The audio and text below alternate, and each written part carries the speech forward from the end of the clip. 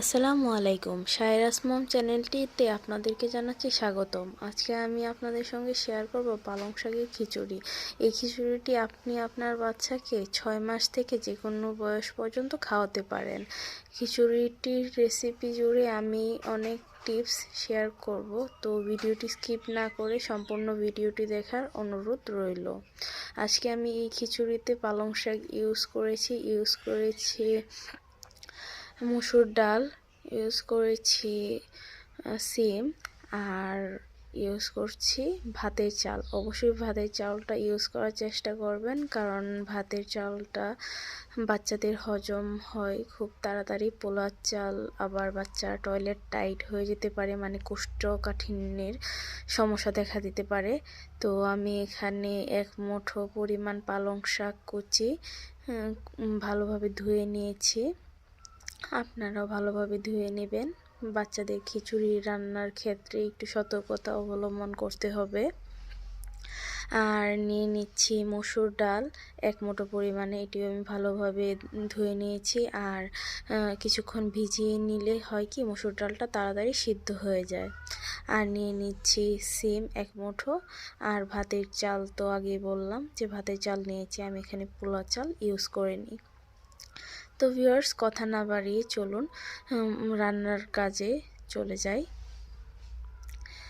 আমি একটি পরিষ্কার হাঁড়ি নিয়ে নিব, আর তার মধ্যে সবগুলো উপকরণ একে একে ঢেলে তারপর এটিতে আমি 1 কাপ অর্থাৎ 1 লিটার পরিমাণে পানি দিয়ে দিব। আপনারা পানির পরিমাণটা কম বেশি দিতে পারেন, কারণ এটা চুলার আঁচের উপরে নির্ভর করে।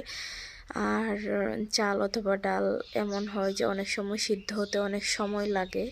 আর আপনারা যদি ভালো মানের ডাল ইউজ করেন তাহলে তাড়াতাড়ি সিদ্ধ হবে, তো সেই অনুযায়ী পানির পরিমাণটা দিতে হবে। আমার এই খিচুড়িটি রান্না করার জন্য 1 লিটার পানি লেগেছে। তো 1 লিটার পানি আমি হাঁড়ির মধ্যে ঢেলে নিচ্ছি।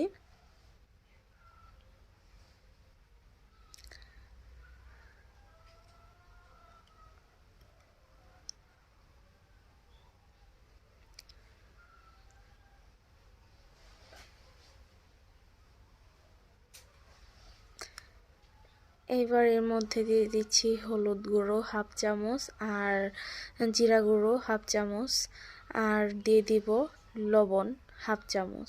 দিয়ে এটি ভালোভাবে মিশিয়ে নিব।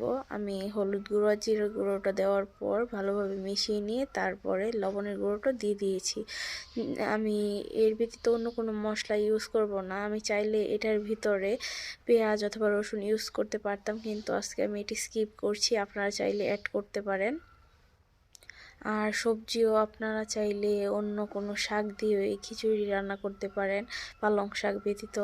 তো আমি আগে চুলায় বসাইনি, সব কিছু উপকরণ আমি মিক্স করে তারপরে চুলায় বসিয়ে দিলাম। আর চুলা প্রথমে একদম হাই হিট দিয়ে দিয়েছি। বলক আসার পরে চুলার আঁচটা কমিয়ে দিতে হবে, আর চুলায় বসে একটু নেড়ে চেড়ে সব কিছু মিক্স করে ভালোভাবে ঢেকে দিতে হবে।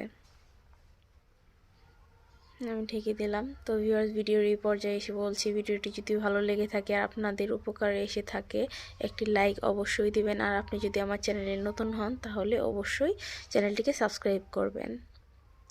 তো বলক আসা পর্যন্ত অপেক্ষা করে তারপরে এর মধ্যে দিয়ে দিচ্ছি 1 টেবিল চামচ অলিভ অয়েল।